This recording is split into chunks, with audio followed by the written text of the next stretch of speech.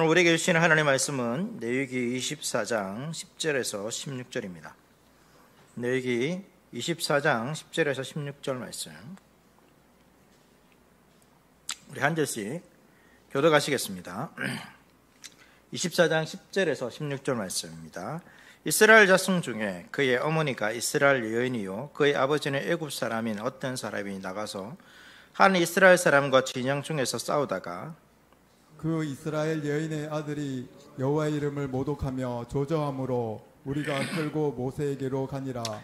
그의 어머니의 이름은 슬로미시요 단지파 다브리의 딸이었더라. 그들이 그를 가두고 여호와의 명령을 기다리더니 여호와께서 모세에게 말씀하여 이르시되 그 저주한 사람을 진영 밖으로 끌어내어 그것을 들은 모든 사람이 그들의 손을 그의 머리에 얹게 하고 온 회중이 돌로 그를 칠리지니라. 너는 이스라엘 자손에게 말하여 이르라. 누구든지 그의 하나님을 저주하면 죄를 담당할 것이요. 함께 여호와의 이름을 모독하면 그를 반드시 죽일지니 온 회중이 돌로 그를 칠 것이니라. 거류민이든지 본토인이든지 여호와의 이름을 모독하면 그를 죽일지니라. 아멘. 예. 우리 계속 하이데베르 그 요리 문답 보고 있습니다. 오늘은 36절 99에서 100 문답입니다. 십계명 부분을 지금 살펴보고 있습니다. 십계명은 우리가 행해야 될 단순히 의무라기보다는 구원받은 신자가 감사의 삶을 살아야 되는데 그 감사의 삶의 방향을 알려주는 것이 십계명입니다. 그래서 우리가 살아가는 이유는 무언가 하나님부터 얻기 위한 그러한 삶이라기보다는 주님께서 우리에게 구속의 은혜를, 놀라운 구속의 은혜를 베풀어 주셨기 때문에 그분에게 우리의 삶 전체는 그분께 감사하는 삶이 되어야 한다는 것을 우리가 깨닫게 되는 것이죠. 십계명은 우리가 잘 알고 있듯이 두 부분으로 나눠져 있습니다. 1에서 4계명은 하나님을 향한 계명이죠. 그리고 5에서 10계명은 사람을 향한 그러한 계명입니다. 그런데 이 둘이 구분되기는 하지만 서로 연결되어 있습니다. 어떻게 연결되어 있냐면 모두가 예배라는 것으로 연결되어 있습니다. 그러니까 모두가 예배를 말하고 있는 것이죠. 1에서 4계명은 하나님을 향한 직접적인 예배에 대해서 말하고 있고 또 5에서 10계명은 하나님을 향한 간접적인, 그러니까 이웃을 섬김으로 하나님을 예배하는 것에 대해서, 방법에 대해서 말하고 있습니다. 지금까지 우리가 이제 2계명까지 봤는데요. 1계명은 무엇을 말하고 있습니까? 누구에게 예배할 것인가? 그러니까 예배의 대상이죠. 1계명의 예배의 대상이 누구인가라는 것을 우리에게 가르쳐주고 2계명은 어떻게 예배할 것인가? 그러니까 예배를 우리의 자의적인 방법대로, 내 생각대로 내가 이렇게 하는 것이 좋겠다라는 게 아니라 하나님께서 가르쳐주신 방법대로 예배입니다. 예배의 방식에 대해서 말해주고 있습니다. 그리고 오늘 이제 3계명 다음 시간까지 이어지는데요. 3계명을 배우는데 3계명은 우리가 예배인데요. 어떤 태도로 예배드려야 되는가? 예배의 태도에 대해서 가르쳐주고 있습니다. 어떠한 태도로, 예배의 방식을 가르쳐주고 어떠한 태도로 예배드려야 되는가? 그러면 4계명이 뭘까요? 4계명이 이제 안식일에 가는 것이죠. 그래서 언제 예배해야 되는가? 예배의 시기에 대해서 가르치는 것이 4계명이라 할 수 있습니다. 3계명은 출애굽기 20장 7절 말씀입니다. 우리 3계명 말씀 같이 읽도록 하겠습니다. 시작. 너는 내 하나님 여호와의 이름을 망령되게 부르지 말라. 여호와는 그의 이름을 망령되게 부르는 자를 죄 없다 하지 아니하리라. 3계명은 뭡니까? 하나님의 이름을 망령되게 부르지 말라라는 것이 3계명이죠. 이 3계명에 대해서 이제 오늘 99문답과 100문답인데 요리문답에서 무엇을 가르치고 있는지 우선 읽고 우리 살펴보겠습니다. 우리 99문답과 100문답 쭉 이어서 같이 읽도록 하겠습니다. 99문입니다. 제3계명에서 하나님께서 원하시는 것은 무엇입니까? 우리가 저주나 거짓 맹세 또 불필요한 서약으로 하나님의 이름을 욕되게 하거나 잘못 사용하지 않는 것이며 더 나아가 침묵하는 방관자가 되어 그러한 두려운 죄에 참여하지 않는 것입니다. 오히려 하나님의 거룩한 이름을 두려워하고 존경하는 마음으로만 사용하여 우리가 하나님을 바르게 고백하고 부르며 우리의 모든 말과 행실에서 그분이 영광을 얻도록 하는 것입니다. 100문입니다. 맹세나 저주로 하나님의 이름을 욕되게 하는 것은 그들이 할 수 있는 대로 그러한 죄를 막거나 금하지 못한 사람들에게까지 하나님께서 진노하실 정도로 중대한 죄입니까? 진실로 그렇습니다. 하나님의 이름을 욕되게 하는 것보다 더 크고 하나님을 진노케 하는 죄는 없습니다. 따라서 하나님께서는 이 죄를 사형으로 벌하라 명하셨습니다. 그래서 백문은 상계명에 이제 그만큼 이게 중대한 죄냐 했을 때 그렇다라는 걸 말해주고 있고, 이제 99문답이 상계명을 통해서 하나님께서 원하시는 게 뭐냐 알려주죠. 다음 화면 띄워주십시오. 정리하면 좀 이렇게 볼 수 있습니다. 화면 띄워주세요. PPT 화면. 다음. 이 뒤에 화면 없어요? 아니, 여기 말고 PPT. PPT 넘겨주세요. 쭉. 백문답 다음. 이게 정리하면 이렇습니다.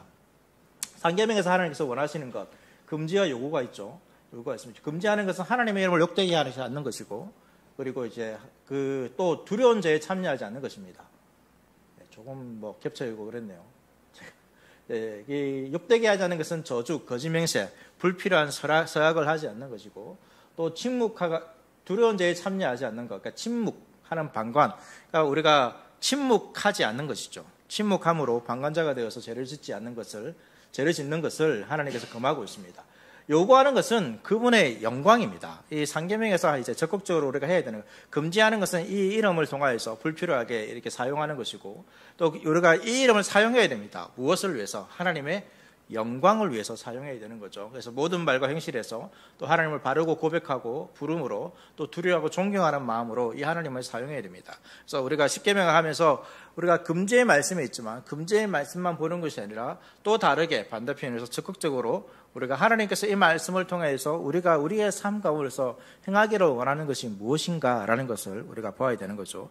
지난 시간에는 이제 하나님의 형상을 만들지 말라 이렇게 말하면서 우리가 하나님의 형상을 만들어야 되는 부분이 있다고 말했습니다. 하나님께서 우리를, 사람을 하나님의 형상으로 만드셨고 죄인을 예수 그리스도를 통하여서 하나님의 형상으로서 회복시켜가고 있다고 성경에서 말하고 있기 때문에 우리는 하나님의 형상, 그러니까 하나님께서 만드신 그 하나님의 형상을 계속해서 회복하는 그러한 삶을 살아야 되는 것이죠. 오늘 말씀에서도 우리가 그러한 부분들을 좀 보면서 살펴보겠습니다. 우선은 이제 하나님의 이름을 망령되게 일컫지 말라, 말하지 말라 이렇게 말하고 있습니다. 이 망령되게라는 말의 뜻이 한 3가지 정도 있는데요. 첫 번째로는 헛되게라는 뜻을 담고 있습니다. 그러니까 성경에 이제 헛되다라는 이 말이 성경에서 무엇과 자주 관련돼서 사용되어 있냐면 우상과 관련해서 자주 사용되어 있습니다. 그래서 우상인데 우상은 헛되다라고 말하는 것이죠. 이것이 성경의 중요한 교훈입니다. 사람들이 헛된 우상을 섬기는 방식으로 뭐 하는 것이죠? 자기 만족을 위해서 하나님을 부르지 말라는 것입니다. 그러니까 하나님을 부르는데 이 하나님을 어떻게 부르는 것입니까? 마치 우상을 섬기듯이 하나님을 불러서는 안 된다는 것입니다. 그것이 헛되다는 것이죠. 하나님을 마치 우상처럼 생각하는 것입니다. 그래서 우상 앞에 절하던 그 생각을 그대로 가지고 하나님 앞에 나와 정성을 다해서 100일이나 1000일 동안 이렇게 빌면 하나님께서 나의 정성을 보고 들어주실 것이다. 이런 생각입니다. 이런 것이 이제 망령되게 부르지 말라는 거죠. 그래서 우리가 이 망령되게 부르지 말라라는 말에는 하나님을 섬기는데 하나님의 말씀에서 계시하신 방식대로 그 하나님을 부르고 우상을 섬기는 심정으로, 그러니까 자기 행복, 하나님의 영광이 아니라 자기 행복을 추구해서 헛되게 하나님의 이름을 불러서는 안 된다는 것이 첫 번째 담겨 있습니다. 이 헛되다는 것입니다. 두 번째 망령되게라는 말에는 거짓되게라는 뜻이 담겨 있습니다. 성경에 거짓 맹세하지 말라라는 그런 표현이 있죠. 여기서 거짓된이라는 말과 이 망령되게라는 말이 같은 단어입니다. 그러니까 사람이 되게 이제 무의식적으로 거짓된 말을 할 수도 있지만 대부분이 의도를 가지고 거짓된 말을 합니다. 알면서 거짓말을 하는 것이죠. 왜 알면서 거짓말을 할까요? 바로 자기의 이익과 욕심 때문이죠. 그러니까 이와 같은 동기입니다. 자기의 이익과 욕심을 위해서 하나님의 이름을 사용하는 것, 하나님의 이름을 부르는데 하나님의 영광이 아니라 마치 거짓말을 하듯이, 자기의 이익을 위해서 거짓말을 하듯이 하나님의 이름을 부른다라면 그것은 하나님의 이름을 망령되게 부르는 것입니다. 세 번째로는 이제 가볍게라는 뜻이 있습니다. 이 99문에서 우리의 모든 말과 행실에서 그분의 무엇을 영광을 얻도록 하는 것이라는 말이 있습니다. 여기서 영광을 얻도록 한다라는 말의 반대가 뭐냐면 망령되게 한다는 것입니다. 이 영광이라는 말은 우리가 보통 이제 막 화려하고 좀 높이는 이런 뜻으로 많이 쓰지 않습니까? 근데 이 단어에 또 어떤 의미가 있냐면 무겁다라는 뜻도 있습니다. 무겁다. 그래서 이 망령되게라는 말과 반대되는 것이죠. 하나님께 영광을 돌린다는 말은 하나님의 위엄과 그 무거움을 있는 그대로 인정한다는 뜻입니다. 그러니까 하나님을 뭔가 다른 것을 우리가 추가할 수도 없습니다. 근데 하나님께서 하신 것을, 하나님께서 드러내신 것을 그대로 인정하는 것이 하나님께 영광을 돌리는 것입니다. 하나님께서 세상을 창조하셨습니다. 그 창조하신 것을 인정하는 것이죠. 하나님께서 홍해를 가르셨습니다. 그것을 인정하는 것입니다. 하나님께서 예수 그리스도를 통하여서 우리를 구원하셨습니다. 그것을 그대로 인정하는 것이죠. 무언가 덧붙여서 우리가 덧붙이는 것은 다 가벼운 것입니다. 하나님 그대로 인정하는 것이죠. 그런데 반대로 망령되게 한다는 말은 이 하나님의 이름에 합당한 무게를 인정하지 않고 가볍게 쓴다는 것입니다. 우리나라에는 이러한 이제 말이 잘 없는데 외국에는 이제 욕을 쓸 때 하나님이라는 이름이 자주 등장하죠. 그래서 이제 안 좋은 욕을 쓸 때도 상황에 따라서 그냥 쉽게 쓰는 것입니다. 이런 것이 잘못되게 가볍게 하나님의 이름은 무게를 모르고 마음대로 쓰는 것입니다. 그래서 하나님께서는 이제 이 말씀처럼 너는 내 하나님 여호와의 이름을 망령되게 부르지 말라. 그러니까 이름을 망령되게 부르지 말라 이렇게 말하고 있는데 여기서의 이름은 그러니까 우리가 흔히 이해하듯이 단순히 글자만을 말하는 것이 아니라는 것을 여러분 알고 있습니다. 이름은 무엇입니까? 그 사람의 존재를 나타내는 거죠. 존재를 나타내는 것입니다. 그러니까 이름과 존재는 분리할 수 없습니다. 사도행전 3장 6절 말씀 보시면 베드로가 이렇게 말합니다. 베드로가 이르되 은과 금은 내게 없거니와 내게 있는 이것을 내게 주노니 나사렛 예수 그리스도의 이름으로 일어나 걸으라 하고 이렇게 말했습니다. 그러니까 베드로가 성전 미문에 앉아있는 안전뱅이에게 이렇게 말하는 거죠. 나사렛 예수 그리스도의 이름으로 걸으라 이렇게 말하는 것입니다. 이때 베드로가 예수 그리스도의 이름을 사용해서 일으킨다 이런 뜻만 있는 것이 아닙니다. 그러니까 단순히 사용하는 것이 아니라 예수 그리스도의 이름으로 걸으라 이 말은 그 이름으로 상징되는 예수 그리스도께서 실제로 여기 계셔서 너를 일으킨다는 것입니다. 지금 예수님께서 너를 일으키시니까 너는 일어나라라는 것이죠. 그러니까 이 글자에 담긴 신비한 능력을 우리가 생각해서는 안 됩니다. 우리가 간혹 이제 신앙생활 할 때 예수님의 이름, 예수님의 보혈 이러는데 그러니까 그것이 담긴 의미가 아니라 단순히 그 글자를 그대로 뭔가 신비한 능력이 있는 것처럼 마치 부적처럼 생각하는 거죠. 부적의 글자처럼. 이렇게 생각해서는 안 된다는 것입니다. 그러니까 예수 그리스도의 이름만 부르면 뭔가 이루어진다는 것이 아니라는 거죠. 우리가 예수 그리스도의 이름을 부른다는 것은 그분이 실제로 우리와 함께 한다는 것입니다. 그래서 마치 그 이름이 마술 도구처럼 신비한 도구처럼 여러분 사용되어서는 안 됩니다. 그리고 종종 이제 우리가 잘못하면 우리가 기도할 때 그런 것이죠. 주님의 이름을 좀 크게 부르면 우리가 주여 부릅니다. 여러분 주여 부르는 게 나쁜 건 아닙니다. 그런데 마치 그것이 그 부르는 것 그 자체에 뭔가 신비한 능력. 그러니까 이름을 부르면 좀 더 기도 잘 되고 이름을 부르지 않으면 기도가 안 되고 막 이런 것처럼.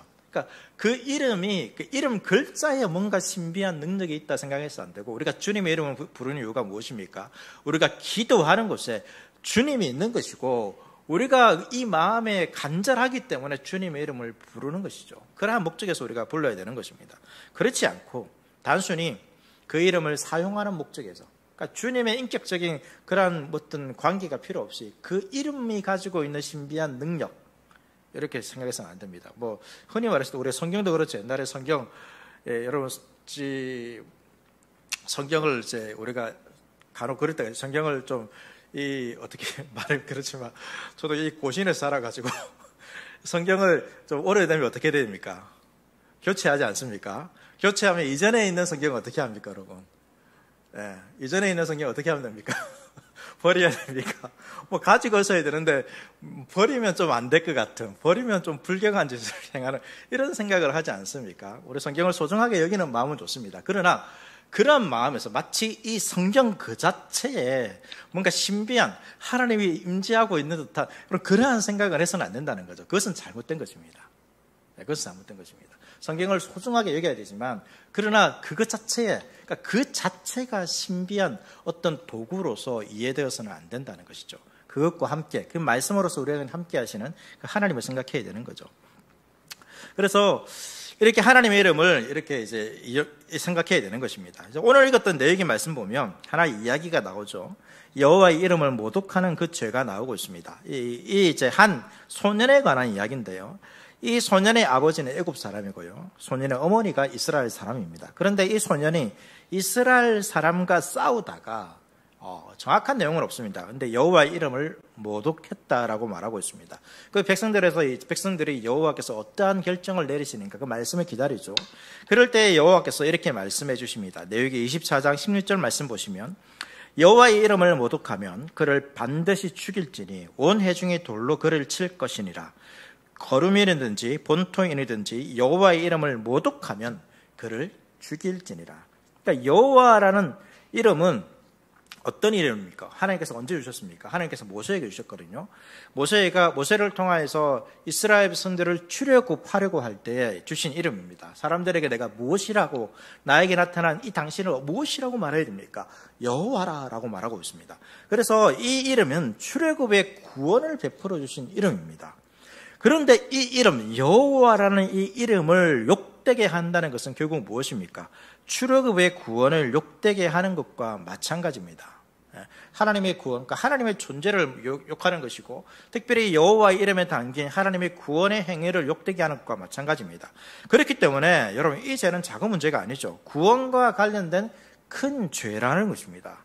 그래서 여호와의 이름을 욕되게 하는 사람은 결국 이 하나님께서 우리에게 구원을 베풀어 주셨는데 그 구원을 가볍게 여기는 것입니다.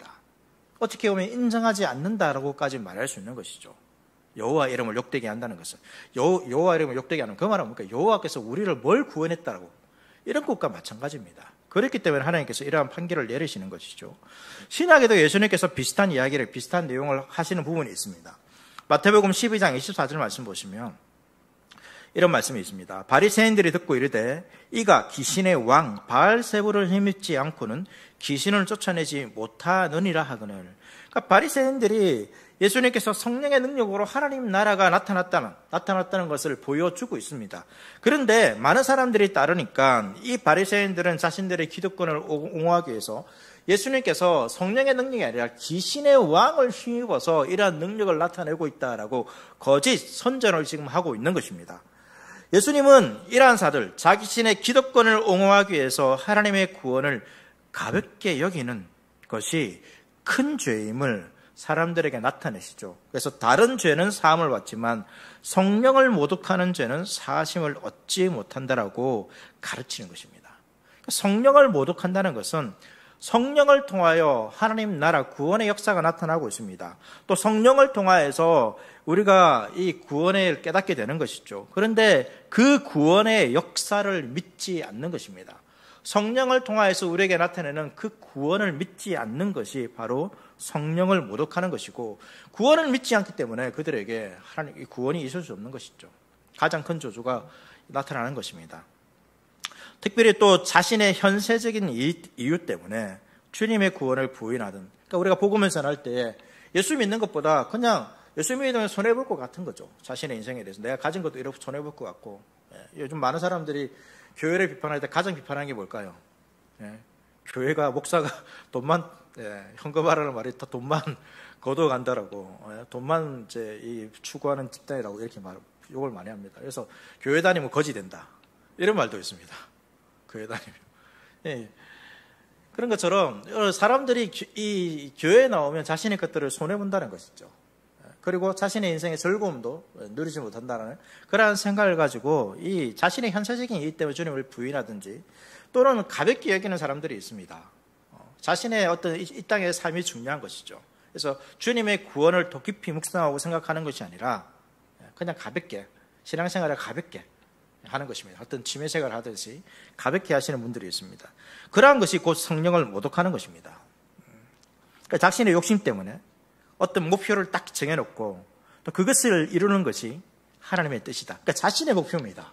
자신의 어떤 욕망입니다. 그런데 하나님께서 주신 마음이라고 향하는 거죠. 생각하는 거죠. 그러면서 막 이 생각대로 밀어붙이는 분들이 있습니다.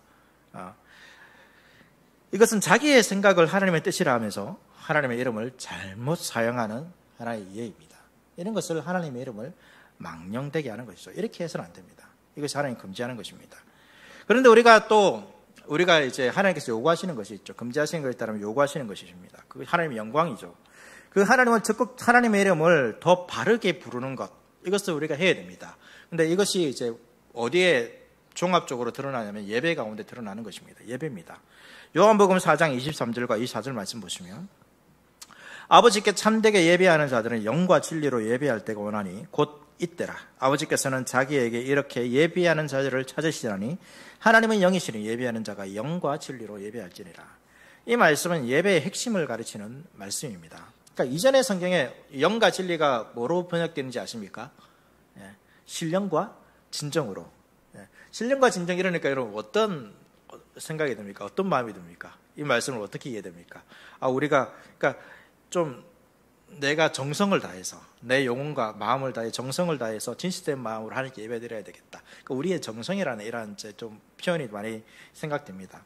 근데 지금은 이건 좀 이제 번역이 잘못됐습니다. 지금은 이제 조금 바르게 번역되어 있죠. 영과 진리로 되어 있습니다. 그러니까 진정이라는 진리로 번역되어 있는 것이죠. 진정을 여러분 마음으로만 이해하면 어떻게 됩니까? 그러니까 마음을 다해서 내가 진정으로 하나님께 예배드립니다. 이 좋은 표현이죠. 그런데 여러분, 이 우상 숭배자들도 진정으로 우상들에게 예배합니다. 그렇지 않습니까? 그런데 뭐가 문제입니까? 진정으로 예배하지만 거기에 진리가 없습니다. 진리가 없기 때문에 그들의 예배가 잘못된 것이죠. 진리가 없는 진정은 여러분 바른 예배 태도가 아닙니다. 우리가 하나님의 마음을 다해 예배 드려야 됩니다. 그런데 진리가 없는 그러한 마음은 잘못된 거라는 거죠. 하나님께서 원하시는 게 아닙니다. 예배의 핵심이 아닙니다. 영도 사람의 영문이 아니라 성령을 가리킵니다. 진리를 깨우치는 성령입니다. 그러니까 구원의 진리가 선포되면 말씀이 선포되는 것이죠. 예배 가운데 말씀이 선포됩니다. 그리고 성령이 그것을 깨닫게 해주시고 우리를 어디로 인도하는 것이죠? 예배 가운데로 인도하는 것입니다. 이것이 참된 예배입니다.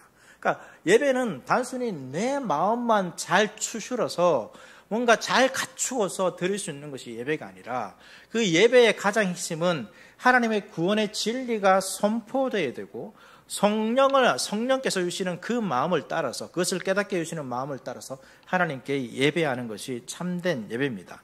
그래서 하나님께서 구원의 진리를 선언하시면 성령께서 그것을 깨닫게 하시고 사람은 그 진리를 따라서 예배해야 한다라는 것이 예배의 핵심입니다.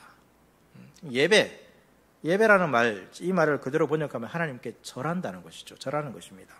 근데 우리의 영혼이 절하는 것, 이것만으로 예배가 온전할 수 없습니다. 왜냐하면 앞서 말한 것처럼 다른 종교의 사람들도 이 자신의 마음, 자신의 영혼으로 하나님의 이 그리를 믿는 신 앞에서 절할 수 있습니다. 그렇지 않습니까? 그런데 그것이 올바른 것이 아니죠. 진리와 성령으로 예배하는 것은 성령의 가르침을 통해 깨달은 참된 지식을 가지고 예배하는 것입니다. 그러니까 진리가 있어야 됩니다. 진리를 따라서 예배하는 것이죠. 이 말씀이 여러분 사마리아 여인에게 줬습니다. 사마리아 사람들도 그리스도인산에 가가지고 예배합니다. 그런데 그 예배가 잘못되었다. 그것이 하나님이 없다라고 예수님께서 말씀하시죠. 왜 그렇습니까? 진리를 따라서 예배하지 않기 때문입니다. 그러니까 예배의 주체도 예배의 어떤 시작도 우리의 마음이 아니라 하나님의 말씀입니다. 하나님의 진리입니다. 진리를 따라서 성령이 주시는 그 진리를 따라서 깨닫게 해주심을 따라서 할 때에 그것이 올바른 예배고 그것이 하나님께 절하는 예배가 되는 것이죠. 그래서 예배의 핵심은 우리를 구원하신 하나님의 이름이 선포되고, 그러니까 구원하신 하나님의 이름이 선포되고 그 구원을 베푸신 하나님께 감사를 드리는 데 있습니다. 그러니까 구원에 대한 감사가 하나님의 향한 예배라는 것이죠. 아무리 여러분 예배 가운데 아름답고 장엄한 모습이 있다 하더라도 거기에 구원의 복음이 선포되지 않으면 참다운 예배가 아닙니다. 중세 가톨릭 교회가 그런 것이죠. 이 중세 가톨릭 교회가 어떻습니까? 라틴어로 예배합니다. 거기에 신자들이 모여 있겠죠. 자신의 말로 들을 수가 없습니다. 라틴어이기 때문에 이해될 수 없는 말입니다. 그러니까 자신의 말로 복음이 선언되지 않기 때문에 그것을 이해할 수가 없습니다. 제대로 된 예배를 드릴 수 있습니까? 예배를 못 드리는 거죠. 그래서 중세교회에 뭐가 있습니까? 이런 아름다운 음악이 있습니다. 성가대에 아름다운 음악이죠. 그 음악이 보통 이제 약간 2층쯤에 있습니다. 그게 성가대가 하면 위에서부터 천상에서 그 소리가 막 들리는 것처럼 그러한 경험을 하게 됩니다. 또 뭐로 이 창문들은 뭐로 되어 있습니까? 스테인 글라스도 되어 있죠. 그 조명으로 빛이 쫙 들어오면 여러분 얼마나 신비롭습니까? 지금도 관광지가 되는 것처럼 중세 예배 드릴 때 어떤 복음의 말씀보다는 어떤 장엄하고 웅장한 뭔가 신비로운 그러한 경험들을 하는 것이죠. 그것이 예배라고 착각하는 것입니다. 착각하는 것입니다. 그런데 여러분 구원의 복음이 없다라면 모두 헛된 예배라는 것을 여러분 기억해야 됩니다. 우리도 마찬가지입니다. 여러분 오늘날도 우리가 하나님을 나왔지만 하나님의 복음을 제대로 깨닫지 못하고 복음과 함께 하나님께 나가지 못한다라면 복음이 선포되지 않고 복음을 붙들지 않고 그냥 이 자리에 앉아있고 이 예배라는 어떤 형식과 어떤 시간을 보내면 예배를 드렸다라고 생각하는 것들이 여러분 우리가 이 잘못된 예배라는 것, 하나님께서 원하시는 예배의 올바른 태도가 아니라는 것입니다. 상계명에서 말하고 있는 것처럼 예배의 태도를 가르치죠. 그 예배의 태도가 아닌 것입니다. 예배를 올바로 드리기 위해서는 하나님의 하나님의 이름을 헛되이 부르지 않기 위해서는 교회에서 구원의 복음이 바르게 깊이 풍부하게 선언되어야 되고 신자는 그 구원의 복음을 잘 깨닫고 그것을 붙들고 나가는 거죠. 내가 아무것도 아닌데 나 같은 자를 위해서 구원하여 주시고 나를 부르셔서 이 예배의 자리 가운데서 하나님의 영광을 보여주신 그 하나님 앞에 감사하면서 나가는 것이 예배가 되어야 한다는 것입니다. 구원에 대한 이러한 찬송이 빠져 있으면 예배가 되지 않습니다. 우리가 예배 시간에 졸지 않고 누구보다도 단정한 태도로 예배를 드렸다고 하더라도 여러분 구원에 대한 깨달음 없이 찬송이 없이 한다라면 여러분 그것이 잘못된 예배입니다. 하나님의 구원에 대해서 여러분 별로 생각하지 않고 나는 지난 일주일 동안 큰 잘못을 범하지 않고 생활했기 때문에 그러한 마음으로 하나님 앞에 교회에 나온다면 예배한다면 그것도 여러분 중요한 것을 놓치는 것입니다. 간절한 마음으로 나와서 복음에서 위로를 찾는 사람, 나는 나갈 수 없지만 나를 구원해 주신, 비록 내가 힘써 살려고 했지만 연약해서 넘어졌지만 그러나 그럼에도 나를 사랑하시고 나를 떠나지 않으시고 오직 나의 모든 것이 주님께 있다라고 고백하는 그러한 사람들이 하나님의 이름을 바르게 부를 수 있는 것이고 그것이 3계명을 지키는 것입니다. 우리가 하나님의 이름을 망령되게 부르지 않을 뿐만 아니라 우리는 하나님의 이름을 영광 가운데 불러야 됩니다. 그 영광이 어디에 드러납니까? 하나님 하신 모든 일들에 드러나지만 특별히 구원에 드러나는 것이죠. 나를 구원해 주시. 주님께 나올 수 없는 나를 구원해 주셔서 저 하나님 마지막 그 하나님 나라의 영광 그 소망을 주시면서 우리와 함께 하시는 그 주님, 그 주님의 이름을 부르며 나가는 것입니다. 그래서 우리가 찬양하는 것이죠. 찬양도 그것입니다. 찬양도 주님의 이름을 부르는 것인데 나를 구원해 주신 그 주님을 찬양하는 것입니다. 우리 주님은 구원을 선포하시고 우리를 예배로 초청하십니다. 여러분 이러한 초청은 우리를 영원한 생명으로 여러분 인도하는 것입니다. 예배를 여러분 이렇게 하나님의 구원을 생각하며 예배 드릴 때에 우리가 어떻게 됩니까? 이 땅을 살아갈 수 있는 힘을 얻게 되고 주님께서 우리에게 허락하여 주신 그 마지막 날의 영광을 지금 맛보면서 살아갈 수 있게 되는 것입니다. 지금도 하나님의 구원이 나타나는 것이고 더 풍성하게 그 하나님의 구원을 누리며 살아갈 수 있게 되는 것입니다. 하나님의 모든 성도님들이 하나님 앞에서 주님의 이름을 망령되게 헛되게 부르지 않을 뿐만 아니라 또 하나님의 이름을 영광스럽게 주님의 구원을 기억하시면서 그 진리를 따라서 성령의 깨닫게 해주시는 그 진리를 따라서 그 주님께 감사함으로 예배드리는 한 분 한 분 될 수 있기를, 예배를 통하여서 하나님의 구원의 풍성한 복음의 은혜를 누리는 한 분 한 분 될 수 있기를 축복합니다. 이 시간 찬양 드리고 함께 기도합시다.